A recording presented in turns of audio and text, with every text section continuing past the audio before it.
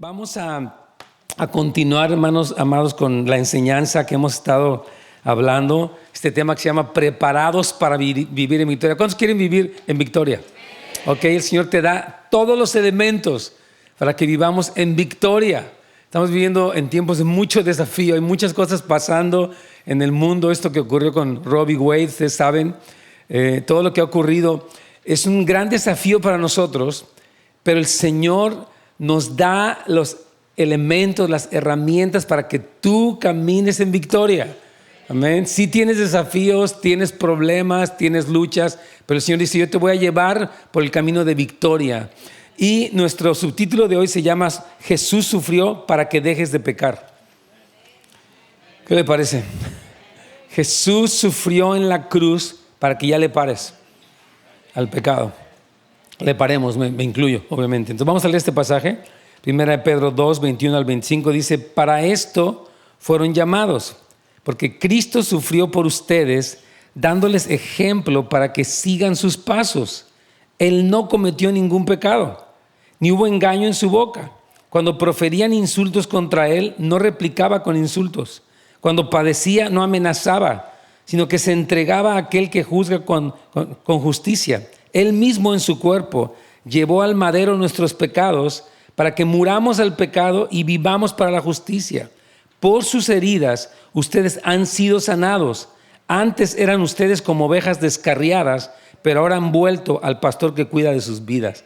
Impresionante versículo. Entonces, aquí Pedro continúa, porque de hecho venimos de lo que dice la semana pasada. Dice: para esto fueron llamados. ¿Saben de qué habló antes? ¿Para qué fuimos llamados? Bueno, voy a decirle, tal vez no se acuerda de la semana pasada, pero habló que fuimos llamados a sufrir. Hay grupos que dicen paren de sufrir, pero la Biblia dice que tú fuiste llamado a sufrir. O sea que hay un llamado, porque dice para esto, y dice, bueno, ¿qué habla? Dice los esclavos, acuérdense que leíamos la semana pasada, sufrían de una manera injusta por amos crueles o difíciles. Y dice, ustedes son llamados a responder bien, aunque los traten mal. Y ese es el llamado, no solamente de los esclavos, sino de todos nosotros, hermanos. Entonces, no suena como una publicidad muy buena. Vamos a predicarle de su gran llamado que tiene. ¿Cuál es mi llamado? Sufra por Jesús. Y dirás, ¿what? Vivimos en una sociedad que quiere evitar el sufrimiento a toda costa. Tenemos toda clase de atajos para que no haya ningún sufrimiento. Sin embargo, la Biblia nos habla que parte de nuestro llamado como cristianos, escuche bien, en un mundo que se opone a Dios, es el padecimiento. Jesús sufrió. Él no hizo nada malo, no engañó a nadie, todo lo hizo bien, levantó muertos, alimentó a las multitudes hambrientas, dio enseñanzas gloriosas, abrazó a los niños y sufrió y padeció y murió en la cruz. Entonces, está afirmando que no solamente los esclavos, sino todo creyente ha sido llamado para padecer. Dice en el versículo anterior a este, dice: en cambio, si sufren por hacer el bien, eso merece elogio delante de Dios. Dice, para eso fueron llamados. Amén.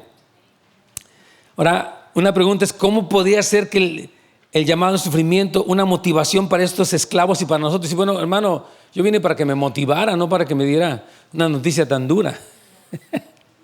Pero la respuesta, ¿por qué el llamado a padecer por causa de Cristo es una motivación? Porque número uno, es algo hermoso delante de Dios.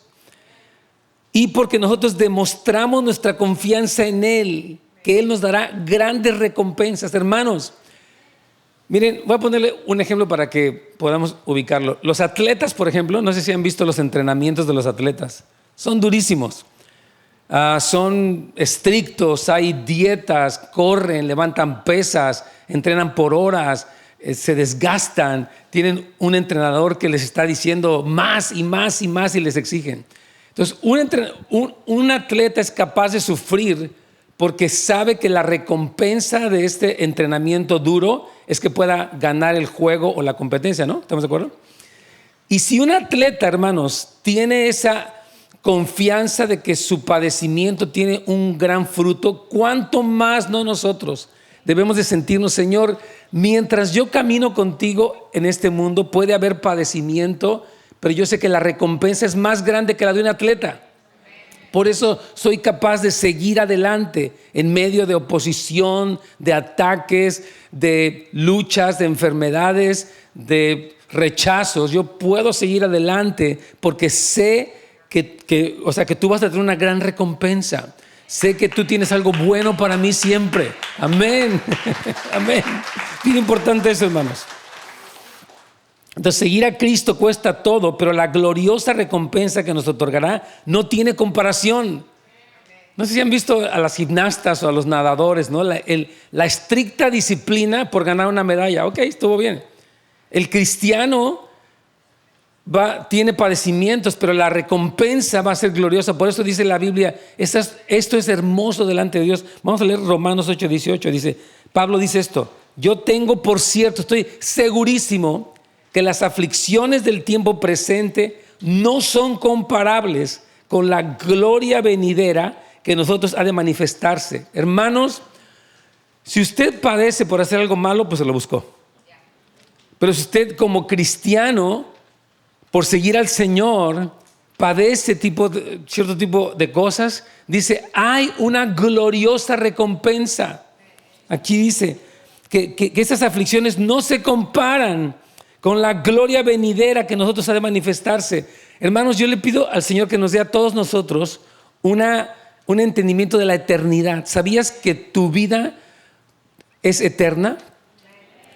¿Sabías que tus hijos son seres eternos? ¿Sabías que las acciones que tú haces aquí, para bien o para mal, pueden tener repercusiones eternas? Entonces nosotros tenemos que pensar no solamente en el ahorita. Quiero divertirme ahorita. No quiero perderme ninguna diversión ahorita. El famoso FOMO, Fear of Missing Out, de los jóvenes, ¿no? Hoy quiero cotorreármela, quiero, por ejemplo, no sé, pienso, muchos jóvenes pueden tomar el verano para no hacer nada. No, cada momento de tu vida tienes que aprovecharlo, porque el Señor, las repercusiones de tus decisiones son eternas. Yo le pido al Señor, hermanos, de veras, tú debes de ver tu familia como algo eterno. Tu esposa que camina con el Señor va a tener una recompensa eterna, tus hijos también. Entonces, esta dimensión de nuestra eternidad nos hace ver la vida de una manera diferente. Amén. Entonces, que Dios nos muestre, hermanos, esta dimensión eterna que nos rodea, para tener como papás una visión clara. No se trata simplemente de que mis hijos se diviertan o lo que sea. Se trata de que mis hijos tienen un llamado, tienen una recompensa eterna. Y sí, en este mundo que se opone a Dios va a ser difícil, pero voy a enseñarles a mis hijos cómo caminar en victoria en un mundo que se opone al Señor. Hermanos, ¿sabían que hay una guerra por nuestros hijos? Hay agendas deliberadas que quieren confundir a nuestros hijos en cuanto a su sexualidad, su identidad. Quieren meterlos en las drogas, en la pornografía. Hay una agenda diabólica deliberada contra nuestros hijos. ¿Me estoy oyendo bien? No lo estoy diciendo por ser exagerado, es una realidad. Pero por eso este entendimiento es decir, ok, hijo, tal vez tú te pierdas de un reventón, te pierdas de esas cosas, pero Dios tiene cosas más gloriosas, más excelentes para ti. Tú tienes que aprender que sí, va a haber un padecimiento por seguir a Cristo, pero la gloria que te espera es incomparable. Amén. Entonces vamos a ver cómo sucede este llamado al sufrimiento. De acuerdo a este pasaje y muchos pasajes de la Biblia, somos llamados a sufrir injustamente por dos cosas. Ambas provienen del hecho de que Cristo sufrió. En primer lugar, sufrió por nosotros, porque Él llevó nuestras enfermedades y nuestros pecados, pero también sufrió para dejarnos un ejemplo, para que sigamos sus pisadas. Amén. O sea, Cristo, escúchenme en esto, Él padece en la cruz porque Él es la única forma en la que nosotros íbamos a recibir salvación. Voy a explicar esto. Todos nosotros hemos pecado contra Dios. ¿Sabías eso? Todos. Y todo pecado merece un castigo eterno. Así es. La Biblia dice, el alma que pecare, esa morirá.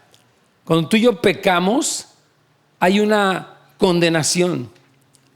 Y nosotros no tenemos forma de pagarla. Cristo vino para morir en nuestro lugar, llevar nuestro castigo y darnos vida eterna.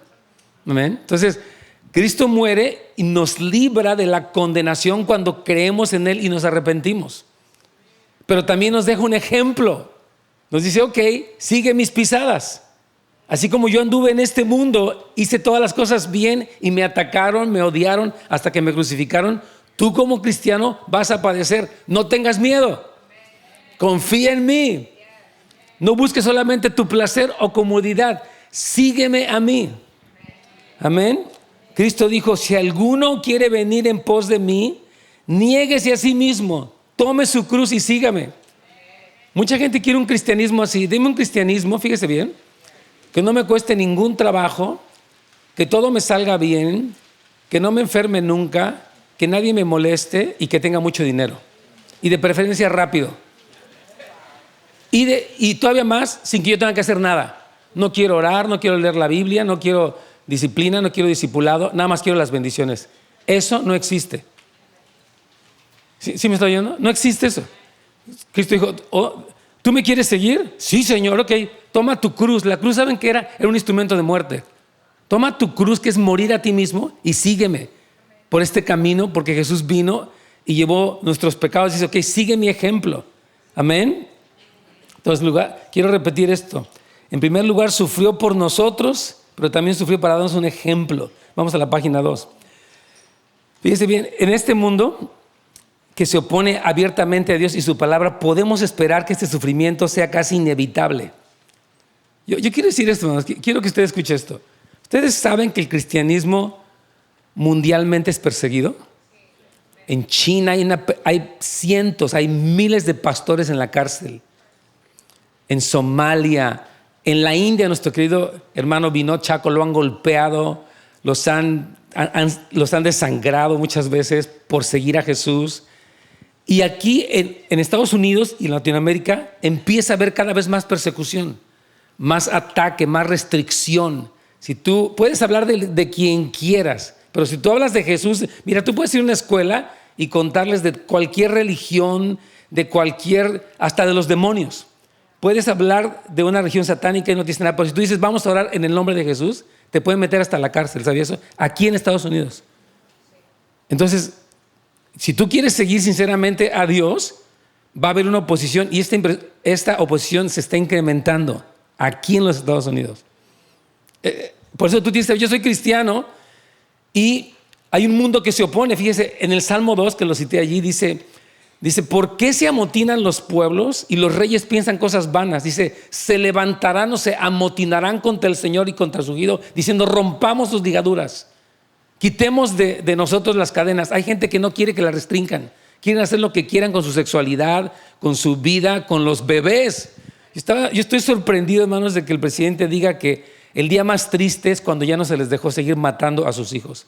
¿Qué día más triste en el que ya no podemos seguir matando a nuestros hijos? Yo digo, ¿en qué cabeza cabe pensar así? Sin embargo, es así. Y si tú dices que estás a favor de la vida, te pueden atacar, pueden venir a hacerte vandalismo en la iglesia. Como estás diciendo, quiero defender a un niño que está en el vientre de su mamá, que es inocente. Es un niño que no ha hecho nada malo.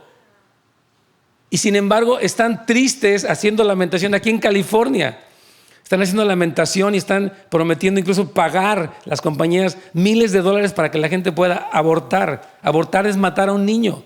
Y cuando tú te opones a eso, se van a enojar contigo. Y te van a decir que eres un religioso, no sé qué te van a decir. Entonces, va a haber una aflicción, hermanos. Y Dios quiere prepararnos para dos cosas. Escuche bien. Una es esta aflicción que va a venir si tú sigues a Cristo. Si tú eres un tibio, no te van a hacer nada. Mira, si tú eres una persona que estás aquí en la iglesia y allá afuera eres un grosero, un borracho, no te van a decir nada. De cristiano tú no tienes nada.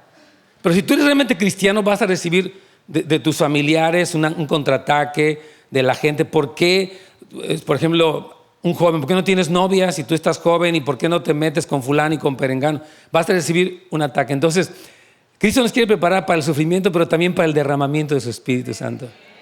Hermanos, el Señor, escuche bien por favor, va a traer un glorioso derramamiento de su Espíritu Santo.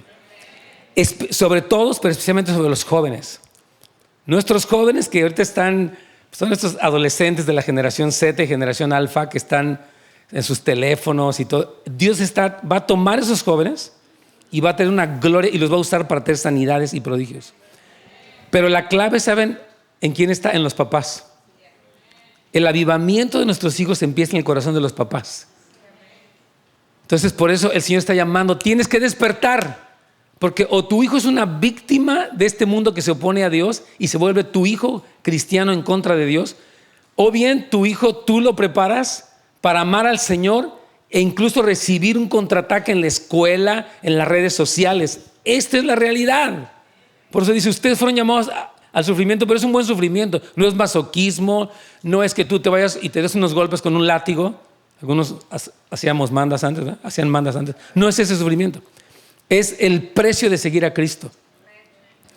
Entonces por eso dice, queridos cristianos, ármense de este pensamiento, que quien acabó con el pecado padeció. Entonces tú y yo tenemos que saber que ese es un llamado del cristiano, para que no te extrañes de que, ay pastor, he tenido mucha oposición. Claro, porque si eres cristiano, a la gente le vas a caer gordo y Satanás te va a atacar. Mientras tú estés en el mundo, Satanás no te va a hacer nada. No representas ninguna amenaza para él. Satanás hasta te va a aplaudir. Bien, sigue en tu rollo.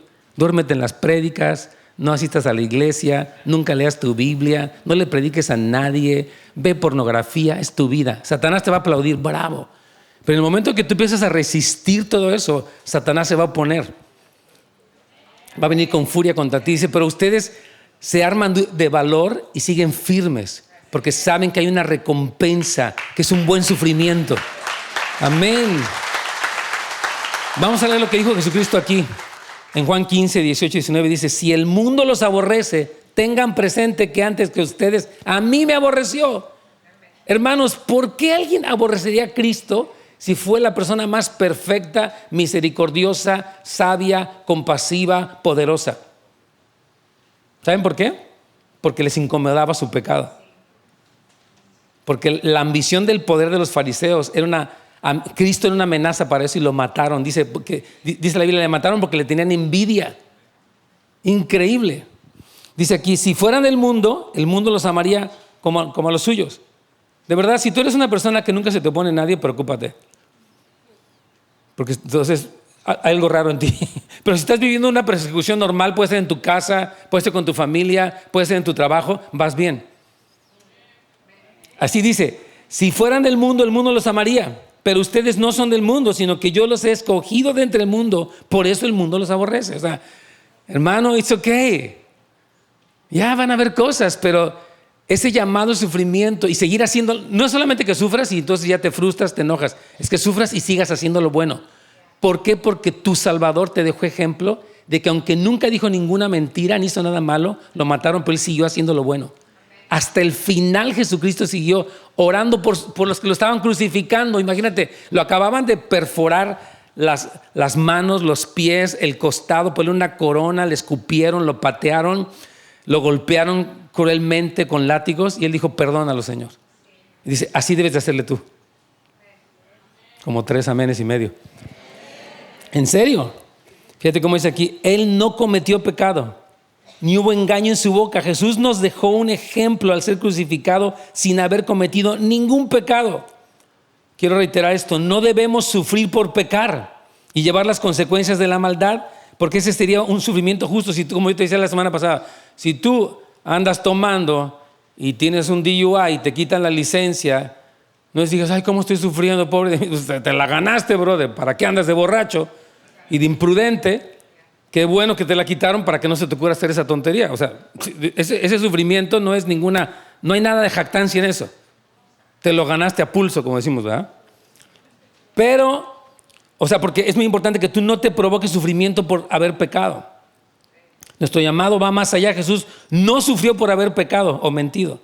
No, fíjese bien, esta última frase es importante. No dejes que la causa de tu sufrimiento sea el pecado o el engaño. O sea, nunca permitas que tu pecado y tu engaño te lleven al sufrimiento. Mejor evita pecar y evita engañar. Pero tampoco cuando tú, digamos que tú cometiste un error, fallaste en algo, nunca trates de tapar una mentira con otra mentira.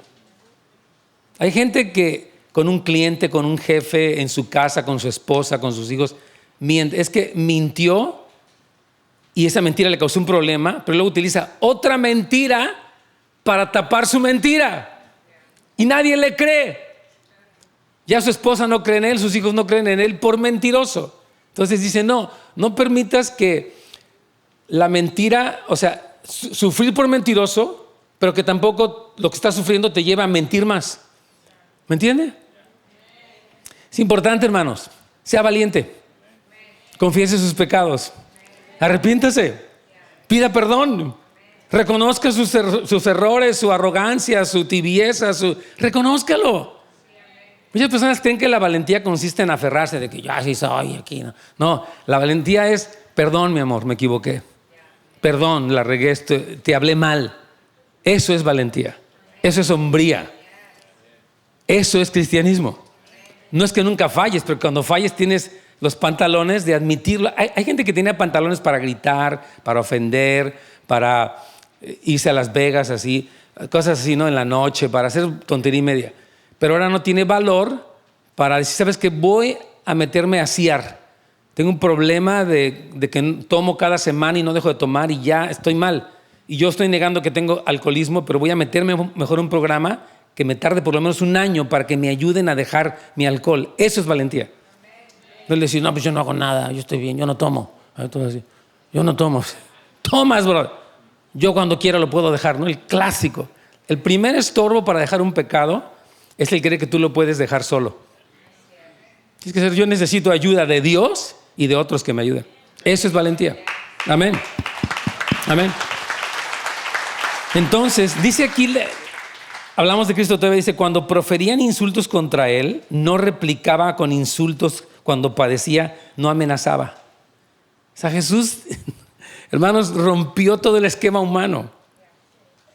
Dice que él no profería insultos de que, tú me dices y te regreso 3. Dice que no amenazaba. Nosotros utilizamos mucho la amenaza, ¿no? Te voy a demandar y te voy a hacer esto. Nuestro método muchas veces de manipulación con alguien más es la amenaza, ¿verdad? Mire, yo quiero explicarle algo con nuestros hijos. Por ejemplo, con nuestros hijos nosotros los disciplinamos y le podemos dar una advertencia. Por ejemplo, si tú no quieres trabajar ni estudiar, no vas a tener celular, ni va a haber internet en la casa. Eso no es una amenaza, eso es una disciplina, es un orden, ¿verdad? Entonces, ese tipo de disciplina es correcta. Hay personas que amenazan, ¿verdad? Me voy a ir de la casa, me voy a ir con otra. Eso es una amenaza. O hay personas que intimidan con su enojo, ¿verdad? Entonces dice que Jesús no era así. Jesús no les dijo, bola de tontos, ¿verdad? Ustedes no saben quién soy yo. Nunca habló de eso, ni dijo, van a ver. Nunca. Dice que incluso el ladrón que estaba junto a Jesús le decía, bájate, demuéstrales y sálvate a ti mismo y a nosotros. Y Jesús dijo, no. Fíjate, dice en el Lucas 23:34, dice, y Jesús decía, Padre, perdónalos porque no saben lo que hacen. Qué llamado, Es un llamado a decir, esta persona me está molestando, me está ofendiendo, me está lastimando, pero yo lo que voy a hacer, no voy a ser víctima de sus ofensas, voy a orar que Dios lo perdone. Ese es el cristianismo, hermano. Es una vida sobrenatural. Porque la siguiente pregunta que viene aquí es, ¿cómo obtenemos el poder para responder bien cuando sentimos que nos tratan injustamente? O sea, ¿qué hacemos? Porque nuestra carne, repito, quiere desquitarse, quiere contestarle peor, quiere intimidar a la otra persona. Pero vamos a ver, dice aquí que ¿cómo fue el que Cristo le hizo? Mire, Cristo estaba rodeado, aquí yo lo pongo, ¿no? La fortaleza de Jesús al estar colgado en la cruz, rodeado por un mar de injusticias que le amenazaban, fue enorme. Es decir, ¿qué fortaleza? Fíjese bien, todo en torno a él era injusto. Sus amigos, su familia, el sistema religioso, los romanos, todo era injusto. Y él tenía el poder de cambiar en un chasquido así, en un tronido de dedos, cambiar todo. Sin embargo, él no lo hizo. Ahora, ¿por qué lo hizo? ¿Por qué pudo hacerlo? No solamente porque era hijo de Dios, sino porque él confiaba en el Padre. Nos dice aquí que Cristo encomendaba a Dios las cosas. Señor, yo lo pongo en tus manos. Tú haces mejor justicia que yo. Jesucristo confía en su Padre. Cuando tú vives una injusticia en tu vida, en tu familia, en tu matrimonio, no te desquites, no te vengues por ti mismo. Encomiéndalo al Señor. Señor, tú eres mi defensa. Señor, tú eres mi escudo. Señor, tú puedes reivindicarme mejor que yo. Amén. Entonces, Jesús podía haberse bajado de la cruz y matarlos a todos y hubiera sido justo. Pero si Cristo se hubiera bajado de la cruz, que tenía el derecho de hacerlo, nosotros no hubiéramos, nos hubiéramos ido para el infierno. Yo quiero decir esto: si Cristo no hubiera terminado su obra consumada en la cruz, tú y yo iríamos camino al infierno, porque Él es el único Cordero de Dios que quita el pecado del mundo. No hay nadie más. Por eso Cristo dijo: voy a estar aquí por amor a mi Padre y por amor a todos los que van a ser salvos, a pesar de la gran injusticia, de la opresión satánica, del dolor físico, del dolor emocional, de la traición. Él estaba solo en la cruz, hasta el Padre lo dejó, dice la Biblia. Qué tremendo, hermanos. Él se quedó en la cruz porque fue ayudado para saber que se iba a hacer justicia. Y fíjese, quiero leerte Romanos capítulo 12, versículos 19 al 20. Queridos hermanos, no tomen venganza ustedes mismos, sino dejen que Dios sea quien castigue, porque la Escritura dice: a mí me corresponde hacer justicia, yo pagaré, dice el Señor. Y también, si tu enemigo tiene hambre, dale de comer, y si tiene sed, dale de beber, así harás que le arda la cara de vergüenza. Este es el cristianismo. Amén. Es una confianza en el Dios que hace justicia. Y tú puedes decir: pero es que, pastor, yo he visto muchas cosas injustas. Ok, todavía no ha terminado la historia. Esta persona ya hasta se murió. Aún queda lo que se llama el gran juicio del trono blanco. Hay un gran igualador o nivelador que se llama ese juicio. Tú y yo ahorita vemos injusticias, ¿no? Vemos a Vladimir Putin destrozando Ucrania, desplazando millones de familias fuera de Ucrania. Hay tantos intereses políticos, de grano, de gas, de muchas cosas que están ahí. No queremos hablar de eso, pero vemos una injusticia. Dice: ok, todavía, dice el Señor, no ha terminado la historia. Todavía viene, en ese gran juicio, hermanos, toda persona va a dar cuentas a Dios de sí. Vladimir Putin va a estar delante de la presencia del Señor, del soberano de los reyes de la tierra, temblando, porque dice la Biblia que se van a abrir unos libros donde están registradas las obras de los hombres y van a ser juzgados, y ni una obra se va a escapar. Cuando tú vienes a Cristo, la sangre de Jesús lava tu récord y tú experimentas vida en Cristo en vez de condenación por la obra de Cristo en la cruz del Calvario. Pero si no hubiera habido esa obra, hermanos, ustedes y yo, todos estaríamos camino al infierno y nos lo mereceríamos a pulso, porque hemos pecado contra Dios. Dice la Biblia: todos, dice, no hay justo ni aún uno, no hay quien haga el bien, no hay quien busque lo bueno, todos hablan maldad con su boca, todos mienten. O sea, Isaías y Romanos 3:23 habla sobre esto. Tremendo. Entonces, nosotros cuando viene una situación así decimos: Señor, tu palabra dice que tú vas a hacer justicia, entonces yo voy a confiar en tu justicia. Amén. Entonces la fortaleza, hermanos, para darle de comer a tu enemigo mientras se sale con la suya, al punto que quieres vengarte de él, pero tú lo dejas pasar, por lo que Pablo dijo aquí, por lo que Jesús dijo: dice que dejaba su causa en manos de Dios, quien juzga siempre con justicia. En el Salmo 37 dice: no tengas envidia del hombre que prospera por hacer lo malo. No tengas envidia de él, porque Dios va a traer luz y va a arreglar cuentas de todas estas cosas. Entonces la clave, fíjese bien, para vencer nuestra resistencia a devolver bien por mal, es lo que este texto nos dice: que siempre se va a hacer justicia. No tienes que hacértela por ti mismo. ¿Pueden creer eso, hermanos? O sea, siempre se va a hacer justicia. Por ejemplo, te puedo contar varios casos, ¿no? Por ejemplo, hubo una vez que David, el rey, hizo una injusticia horrible.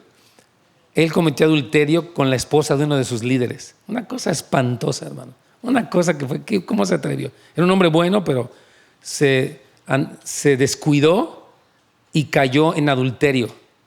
Y para salir del problema, mandó matar al esposo de la mujer, Urías, el heteo. Imagínate, David, abusando de su poder, se entera que la mujer sale embarazada y dice: ok, y David quiso emborrachar. Fíjate nomás a este hombre increíble. Puras injusticias. Y el Señor dice: no creas que es porque tú eres David y porque tengo un pacto contigo me he olvidado de nada. Y el Señor trajo una disciplina, hermanos, a David que le costó generaciones. Una cosa tremenda, porque dijo el Señor, yo voy a ajustar cuentas aún contigo que eres mío. Entonces Dios sí, si tú lees la Biblia te vas a dar cuenta cómo Dios ejecuta su justicia, hermanos. A veces parece que es muy tarde, pero Dios lo hace en su tiempo. Sobre Hitler, sobre Xi, sobre quien tú quieras, sobre Vladimir Putin, quien sea, el Señor va a ejecutar una justicia. Por eso dice, no te vengues, no uses tú tu propia justicia como si no hubiera la justicia de Dios. Confía en el Señor, encomiéndaselo a Él. Amén. Entonces, vamos a la página 3.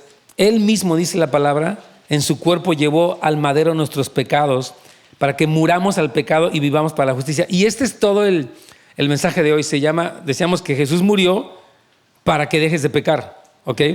Entonces, Jesús no cometió ningún pecado, llevó nuestro pecado. Entonces, el habernos sustituido en esa cruz quiere decir que Él llevó la culpa y la condenación en su cuerpo. Y el propósito de esto es para que podamos morir al pecado y vivamos a la justicia. Miren, hermanos, ustedes y yo éramos esclavos del pecado. Decíamos que no nos íbamos a enojar y nos enojábamos. Decíamos que no íbamos a pecar en esto y lo hacíamos. Éramos esclavos irremediables del pecado. Pero Cristo Jesús, hermanos, con su sangre, con su obra, con su espíritu, con su transformación, nos libró para que ya no seamos esclavos del pecado. Amén. Entonces el propósito de esto es para que podamos morir. Ya no tienes que seguir pecando igual. Yo sé que tropezamos, sé que tenemos luchas, eso es normal, pero estamos en una lucha abierta contra el pecado, hermanos. Estamos en una guerra contra el pecado. Amén. Entonces, si Jesús no hubiera llevado nuestros pecados, no había forma de seguir su ejemplo. Por eso es trágico ver. Miren, algunas personas quieren esto, voy a explicarlo rápidamente. Dicen, Jesús fue un buen hombre, pero no pueden aceptar que Jesús murió en el lugar de ellos. Entonces tenemos que aceptar las dos cosas, tanto su gran ejemplo como su obra sustituyendo nuestro lugar. Jesús tomó mi lugar. En esa cruz debíamos haber estado tú y yo, ¿sabías eso? En esa cruz era para nosotros. Mira cómo dice Isaías 53, 5 al 6. Mas Él, está hablando de Cristo, herido fue ¿por qué? Molido ¿por qué? ¿El castigo de quién? ¿Y por su llaga qué? ¿Quiénes? Nosotros. Luego que dice, ¿todos quiénes? Nos descarriamos como ovejas, cada cual se apartó por su camino, mas Jehová cargó en él el pecado de ¿quiénes? Jesús no lo hizo porque Él tenía un problema o porque fue una víctima irremediable. Él lo hizo por nosotros. Él llevó. Mire, voy a ponerle un ejemplo. Es como si usted cometiera un asesinato. Fíjese bien, piensa eso. Usted comete un asesinato, por la razón que sea, y después usted tiene una condena. Y aparte de la condena, usted tiene una multa, tiene una fianza enorme. Y usted no tiene ni cómo. Imagínate que le dieran cadena perpetua. O sea, usted estaría condenado a estar en prisión. Y aparte de eso, condenado a pagar una suma de dinero que usted no tendría dinero. Pero de repente viene alguien y ¿sabes qué? Yo voy a meter en la cárcel por ti. Y yo voy a pagar tu multa para que tú salgas libre. Eso fue lo que hizo Jesús. Él tomó nuestro lugar. Dijo que la condenación por tus pecados, por tus mentiras, tu adulterio, tus faltas, tus robos, tus blasfemias, la voy a llevar yo. Y Cristo nos reemplazó a ti y a mí en la cruz del Calvario. Qué precioso sacrificio, hermanos. Amén. Entonces, lo que Cristo hizo fue quitar esa brecha que nos separaba de Dios. Dice, el justo por los injustos, para llevarnos a Dios. Y cuando aquí dice Pedro, menciona específicamente que fuimos curados, quiero explicar a qué se refiere. Vamos a 1 Pedro 2:25, dice, antes eran ustedes como ovejas descarriadas, pero ahora han vuelto al pastor que cuida de sus vidas. Fíjate bien, todo esto que predijo Isaías es lo que Pedro está citando para explicar cómo es que Jesús llevó nuestros pecados y cómo sus heridas nos sanaron. Sí incluye la sanidad física, pero también la de nuestro corazón desviado. Fíjese bien, nosotros éramos como ovejas descarriadas y la sanidad para esta enfermedad de ser ovejas descarriadas es que ya nos regresó al pastor. Cristo, hermanos, sanó nuestro corazón. Tú y yo estábamos extraviados, desviados, confundidos, y Cristo dijo: yo voy a pagar el precio para que tu desviación sea corregida. Para que en vez de estar descarriado, desviado, ahora vuelvas al pastor que te creó y que te cuida. Eso es algo poderoso.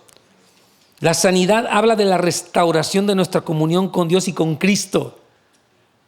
Cuando Jesús llevó nuestros pecados, nos sanó, y esa sanidad consiste en tomar personas que estaban extraviadas, quienes no teníamos a Dios como Dios, andábamos descarriados fuera de la comunión con Dios, y nos restauró a la dulce experiencia con el pastor y cuidador de nuestras almas. Por eso ya no vamos a pecar, porque tenemos a alguien, algo más glorioso que lo que el pecado nos ofrece. Porque ya se nos corrigió nuestro extravío al nacer de nuevo en Cristo. Esto es algo precioso, hermanos. Si el hombre no tiene un encuentro con Cristo, el hombre está desviado. Se va a un lado o se va al otro, a extremos de pecado. Yo observo eso. Mire, cuando una persona no está en Cristo, va a terminar o en un vicio, o en un engaño, o en una vanidad. Siempre va a terminar desviado. Pero cuando alguien viene a Cristo, hay redención, hay crecimiento, hay libertad, hay victoria. Hermanos queridos, así que ahora tenemos una nueva relación con Dios, una nueva satisfacción en Él, un nuevo deleite de paz y comunión con Él, y esa sanidad rompe el poder atractivo del pecado y nos enamora de la justicia que Dios llevó a cabo por nosotros cuando Él no cometió pecado ni hubo engaño en su boca. Mire cómo dice Jesús aquí en Juan 4:14: mas el que bebiere del agua que yo le daré no tendrá sed jamás, sino que el agua que yo le daré será en él una fuente de agua que salte para vida eterna. Fíjese bien, cuando Cristo nos salvó, Él sanó nuestra desviación, nos trajo al pastor de nuestra alma, y en ese lugar encontramos satisfacción, encontramos paz, encontramos gozo, aún en medio de los problemas, y eso nos permite resistir al pecado. Resistir al pecado. Si usted no tiene esa dulzura de la presencia del Señor, usted en su búsqueda de paz puede buscar la marihuana o el alcohol o cualquier tipo de droga o cualquier tipo de juego, cualquier tipo de vicio, porque el hombre tiene una necesidad, y si no tiene a Cristo lo va a buscar en otras cosas. Cuando tienes a Cristo, tú ya no necesitas eso. Tú ya eres libre porque tienes un deleite superior. Mira cómo dice aquí en la página 4, Hechos 13:19. Por tanto, arrepiéntanse y conviértanse para que sean borrados sus pecados, de modo que de la presencia del Señor vengan tiempos de ¿qué? El Señor refresca, el Señor reaviva nuestras almas, y por eso ya no vamos a pecar.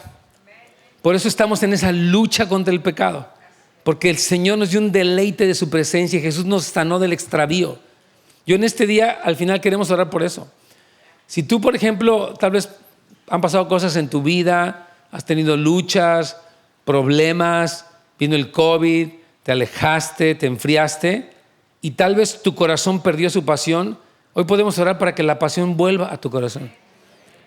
Para que esa pasión que te libera de las ataduras inferiores del pecado, te eleve a una relación, a un gozo, a una paz, a una victoria real. El salmista decía: en tu presencia hay plenitud de gozo, delicias a tu diestra para siempre. El salmista decía: las cuerdas me cayeron en lugares deleitosos, y es hermosa la heredad que me ha tocado. Hay algo el Señor nos otorga algo mucho más glorioso, y por eso Jesús murió, para que ya no pequemos. Nos reconectó con el Señor y con el gozo, y entonces ya no vamos a permanecer en pecado. Concluyo el día de hoy.